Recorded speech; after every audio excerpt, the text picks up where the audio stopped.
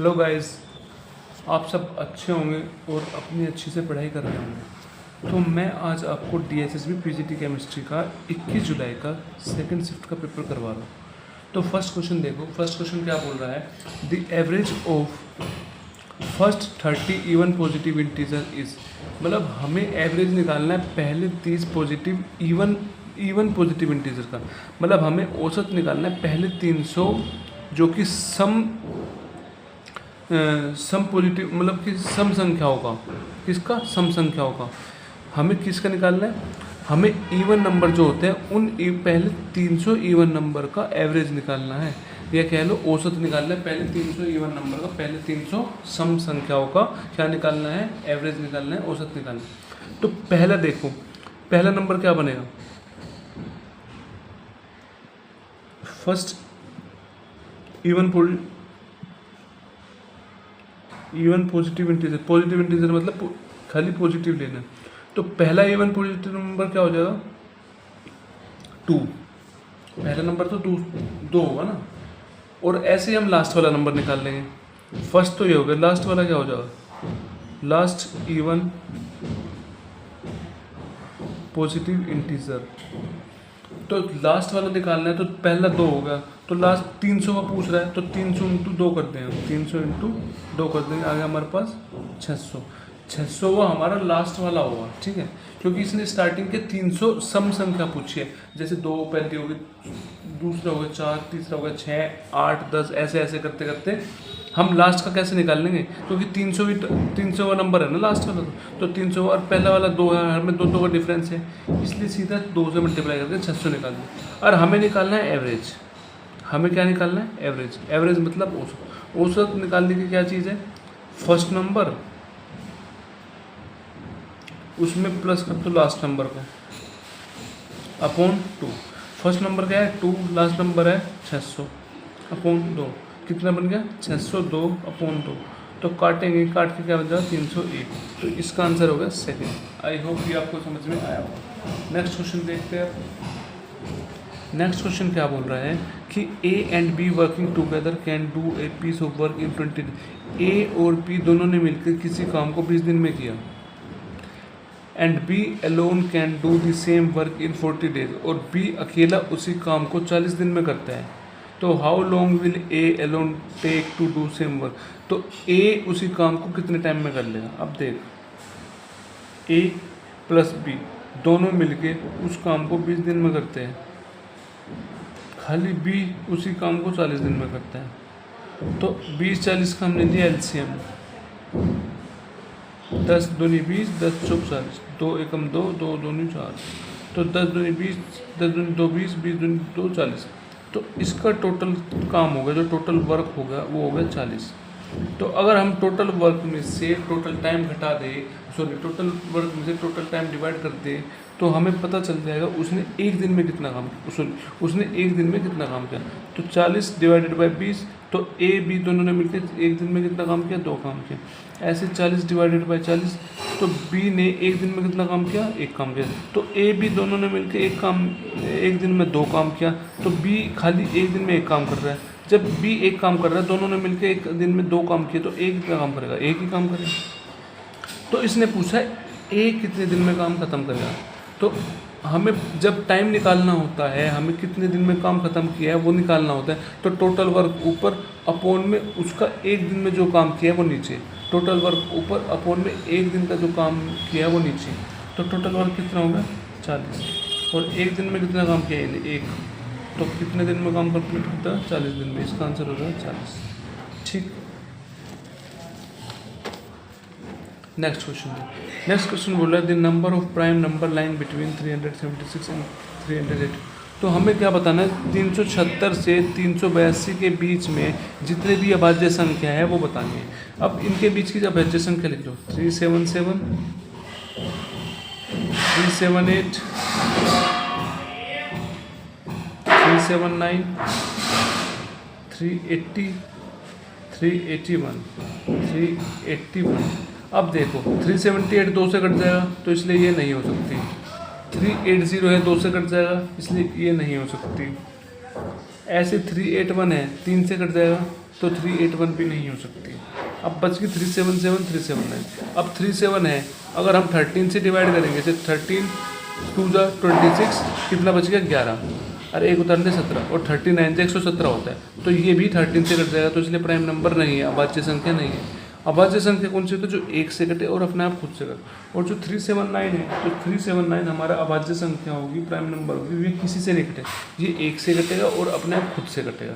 तो कितने number of prime है, कितने नंबर ऑफ अभाज्य संख्या कितनी है, सिर्फ 1, तो इसका आंसर हो जाएगा 1। ठीक है, नेक्स्ट क्वेश्चन देखो। नेक्स्ट क्वेश्चन क्या बोल रहा है, नेक्स्ट क्वेश्चन में बोल रखा है हमें एक कार दे रखी है, 4 कार दे रखे हैं PQRS, और हमें उसमें दे रखा है कंपनी ने किस साल में कितनी कितनी कार बनाई है। 2020, 21, 22, 23 में दे रखी है। पी ने कंपनी ने इतनी कार बनाई, क्यू कंपनी ने इतनी कार बनाई, और आर ने इतनी, और एस ने इतनी। हमें निकालना क्या है क्वेश्चन में, हमें निकालना है total production of type R car in 4 year, मतलब 4 साल में जो टाइप आर है उसने कितनी कार बनाई, कितनी प्रोडक्शन करी, and in what percentage more than production of type P Q R in 2000। और 2022 में पी क्यू और एस ने मिलकर जो भी कार बनाई है उससे कितनी ज़्यादा होगी, उससे कितनी ज़्यादा होगी आर टाइप में जो उन्होंने कार बनाई है उससे कितनी ज़्यादा होगी। तो इसने कहा ना व्हाट परसेंटेज, जहाँ पे भी व्हाट परसेंटेज आ जाए या कहा आ जाए उस वाले को हम नीचे लिखते हैं, मतलब इसका सोल्व करके हम नीचे लिखेंगे, इस वाले को ऊपर इंटू 100 कर देंगे तो हमारी परसेंटेज निकलेगी। सबसे पहले क्या करेंगे, सबसे पहले निकालेंगे total production of type R in the 4। 4 साल में टाइप आर ने कितनी कार बनाई, सबसे पहले हम निकालते हैं टाइप आर ने कितनी कार का निर्माण। 68 प्लस 52, क्योंकि चारों साल में पूछा है ना, तो चारों को जोड़ दें, प्लस 70 प्लस 55। अब इसको हम ऐड करेंगे, वो कितना आ जाएगा, इसमें आ जाएगा 60 50 110 70 180 50 130, ठीक। और 8 2 10 10 और 5 15 15 और जोड़ दें, कितना बन गया 145, ठीक। टाइप आर आ गया 145। और ऐसे ही अब हम पी क्यू और एस को जोड़ देंगे 2022 में। पी कितना है 50, क्यू कितना है 42 और एस कितना है 38। तो इसको जोड़ के ऐड करके कितना आया 70 80 80 और 50 130। तो अब ये पूछ रहा है, ये एक आर की प्रोडक्शन है, ये P plus Q plus S की प्रोडक्शन है। आर की 145 बन रही है, इसकी बन रही है 130। तो ये पूछ रहा है जो ये पी क्यू एस की जो प्रोडक्शन है 2022 की, वो इससे कितने परसेंट ज़्यादा है, कितने परसेंट ज़्यादा है। तो मैंने क्या बताया, ऊपर कौन सा नीचे कौन सा आएगा, जहाँ पे व्हाट परसेंटेज दिखा वो नीचे आएगा, या का वाला नीचे आएगा। तो नीचे वाला कौन सा है, पी क्यू एस वाला, तो नीचे आएगा 130। ऊपर में ये वाला आएगा 145। परसेंटेज निकालनी है, 200 करते हैं, 1 0 से 1 0 उड़ गया, ठीक। तो 13 से अब क्या करेंगे, 1450 अपॉन 13। अब इसको डिवाइड कर दो, डिवाइड करोगे, डिवाइड करके क्या आएगा 1450 13 ही है ना, कोई मिनट 70 80 50 130 130 सही किया ना हमने। पी क्यू और एस बिल्कुल बिल्कुल बिल्कुल 80 50 130, ठीक है।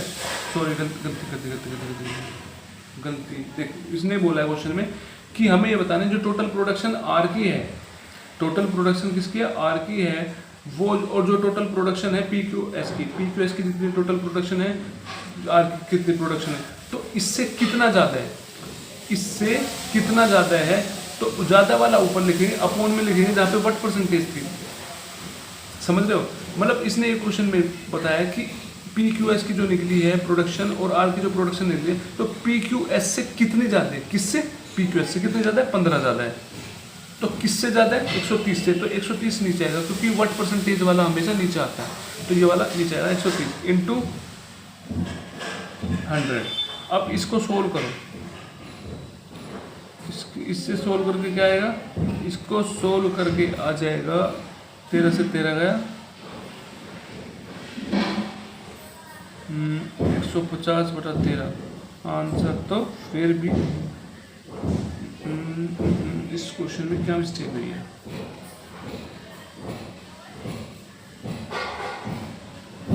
चलो बच्चों, मैं इस क्वेश्चन को बाद में बताता हूँ, इसमें कहीं ना कहीं मिस्टेक हुई है, कुछ मिस्टेक हुई है जो पूरा नहीं होती चीज़, तो इसको दोबारा बता दूंगा मैं आपको। नेक्स्ट देख लेते हैं। तो if 15:49:90:x find the value F x. तो मैंने क्या बताया, जब भी रेशियो में ये अपॉन ये बराबर हो जाएगा ये अपॉन ये, तो 15/49 इज इक्वल टू 90/x। तो हमें x की वैल्यू निकालनी है, तो x को उधर ले गए और ये डिवाइड में मल्टीप्लाई में आ जाएगा 90 से, तो 15 मल्टीप्लाई में डिवाइड में आ जाएगा, तो x की वैल्यू क्या आ जाएगी 90, डिवाइड में उधर जाएगा मल्टीप्लाई में आ जाएगा 49 अपॉन मल्टीप्लाई में नीचे आ जाएगा, x यहाँ पे आ गया 15 नीचे आ जाएगा।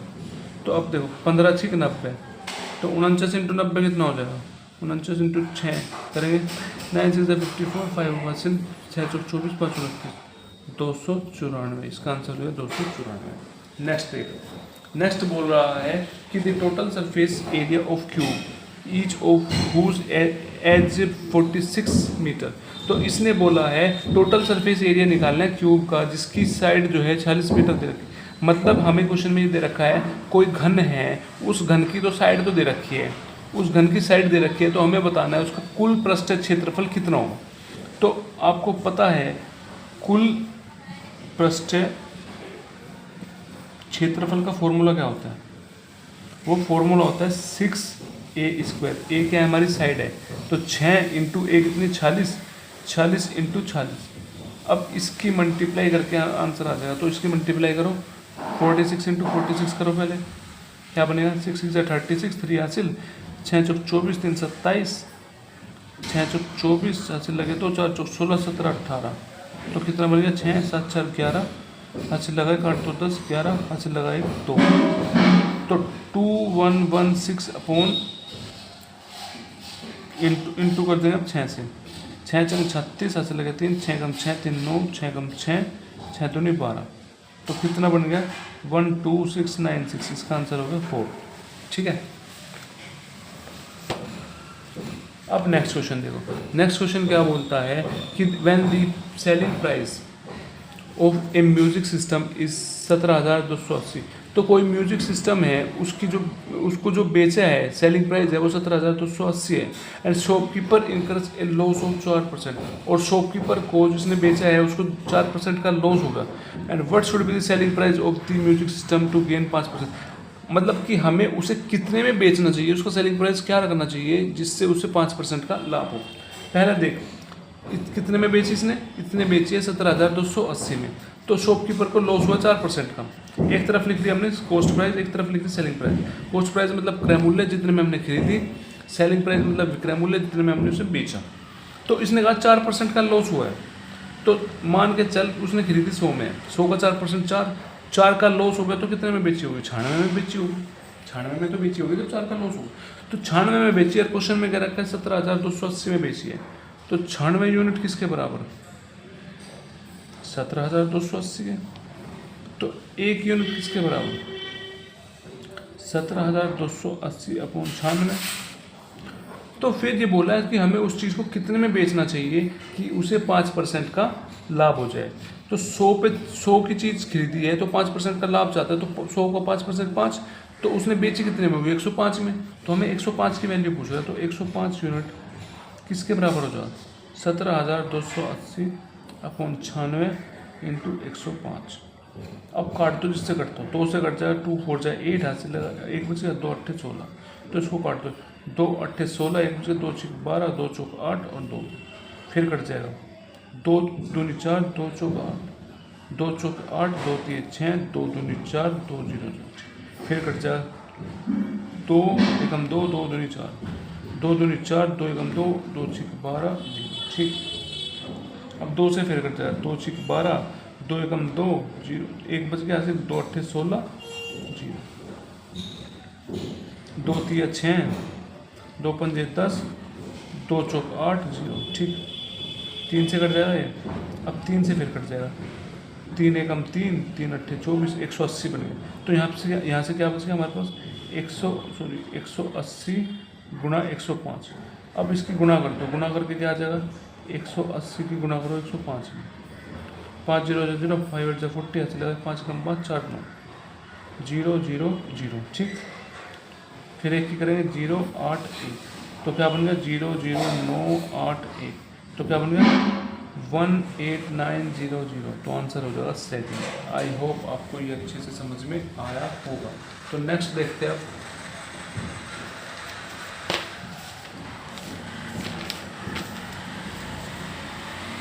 नेक्स्ट क्या बोल रहा है? नेक्स्ट बोल रहा है कि रियान जो है किसी काम को 24 दिन में करता है और मयंक उसी काम को 72 दिन में करता है। तो Mayank work alone for 2 days, Mayank ने अकेले ने 2 दिन काम किया।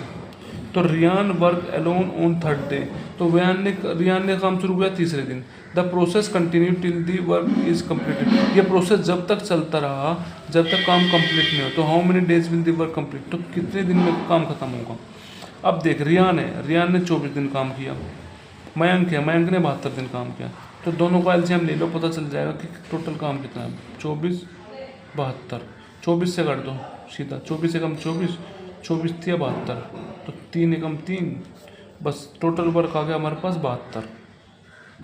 तो अगर टोटल वर्क में से टोटल टाइम घटाते हैं तो हमें पता चल जाएगा उसने एक दिन में कितना काम किया। तो 72 डिवाइडेड बाई 24, 3 बच गया। तो रियान ने एक दिन में कितना काम किया, 3 काम किया। तो 72 डिवाइडेड बाई 72 1।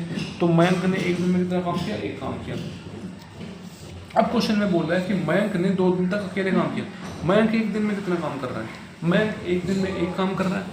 मयंक ने एक दिन में 1 काम किया, तो इसने कहा मयंक ने अकेले ने 2 दिन काम किया। तो एक दिन में 1 काम कर रहा है, तो 2 दिन में कितना करता है, 2 × 1 2। तो 72 काम टोटल है, तो काम कितना बच गया। तो रिमेनिंग काम 72 काम टोटल है, 2 काम मयंक ने कर दिया। तो 2 काम मयंक ने कर दिया, तो कितना काम बच गया, काम बच गया 70। तो 70 कौन करेगा, 70 बचा हुआ काम कौन करेगा, रियान करेगा। कौन करेगा, रियान करेगा। तो रियान बताना है जो बचा हुआ काम है कितने टाइम में पूरा कर लेगा। तो काम कैसे निकालते हैं हम, आपको पता है। तो जब भी हमें निकालना होता है कितने टाइम में करेगा वो, कितने टाइम में करेगा। तो टोटल काम ऊपर अपोन में उसका एक दिन का काम नहीं, टोटल काम कितना है 70 है ना। अपोन में एक दिन में रियान कितना कर रहा है, 3 कितना कर रहा है, 3 कर रहा है ना। तो 1 मिनट, 3 3 3 3 काम कर रहा है, 3 3 3। सुन नहीं, इसने बोला है कि the process continue till the work is completed. तो 3 2 6,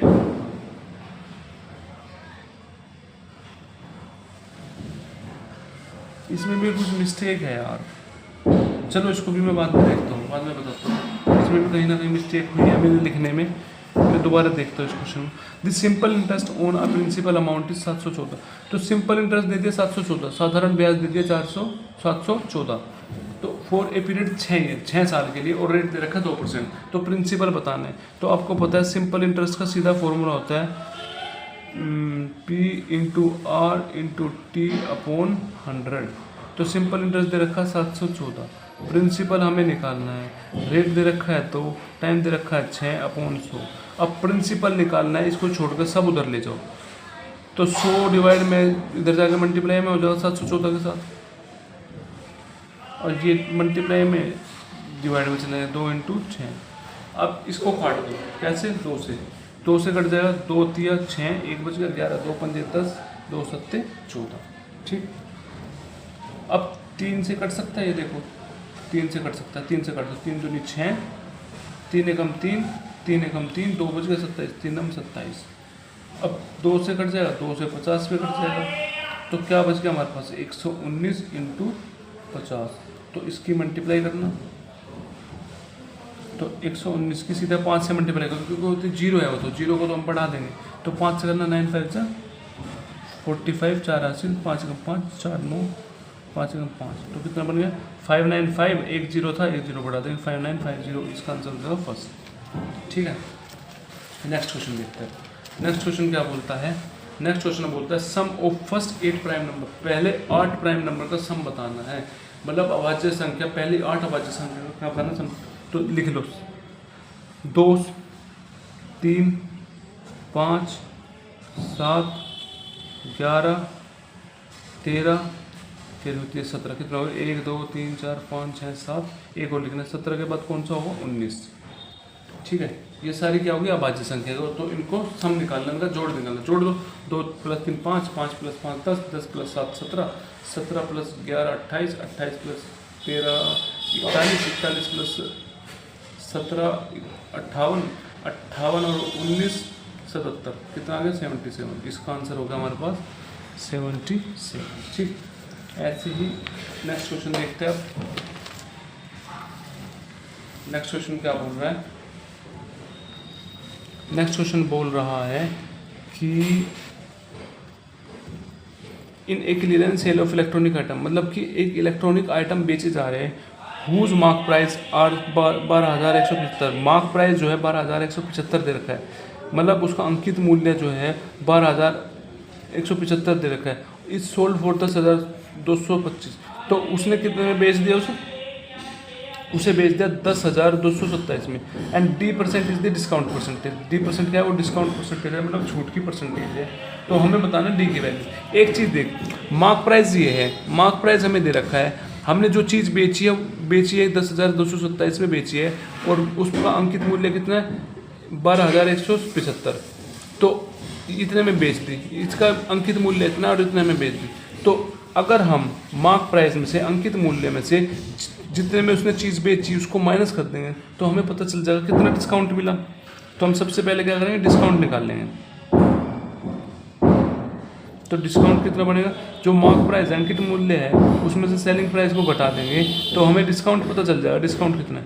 तो 12,175 माइनस 10,227। तो इसको माइनस करो, माइनस करके क्या आएगा? 12,175 है, इसको माइनस कर दो 10,227 से। तो 15 में से 7 गए 8 बचे, 6 में से 2 गए 4 बचा, 11 में से 2 गए 9 बचा, 1 उठा लिया, कितना बच गया? 1948। कितना बच गया? 1948, वो बच गया डिस्काउंट। तो फिर अब हम निकालें, क्योंकि डिस्काउंट परसेंटेज निकालनी है, D% बता रखा, D% क्या है? Discount percentage. तो डिस्काउंट परसेंटेज क्या होती है? जितना डिस्काउंट अपॉन में उसका मार्क प्राइस अंकित मूल्य इंटू 100, ये होता है ना डिस्काउंट परसेंटेज।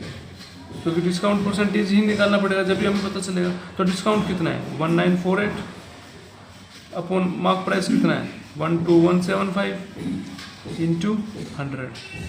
अब काट दो, जिससे काट दो, 5 से काट दो, 5 दूनी 10, 2 बच गए 21, 5 चौक 20, 1 बच गया 17, 5 से 15, 2 5 पंजे 25, 5 20 से पे गया। फिर काट दो, 5 चौके 20, 4 43, 43 का 5 8 40, 5 7 35, 5 चौक 30। अब इतना कट गया। अब देखो ये किससे कटेगा? अब ये नहीं कटेगा।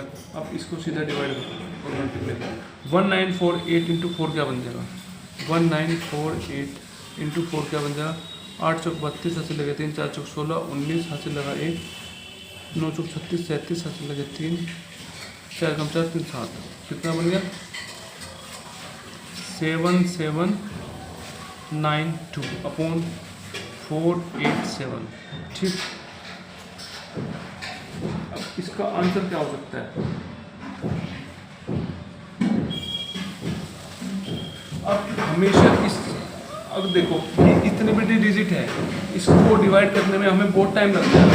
तो इसका सीधा आंसर निकालने के लिए एक तरीका है, जो हमारा नीचे होता है, जो हमारा ऑप्शन है, इनकी मल्टीप्लाई करके देख लो, जो जिसमें ये आ गया वो हमारा आंसर है।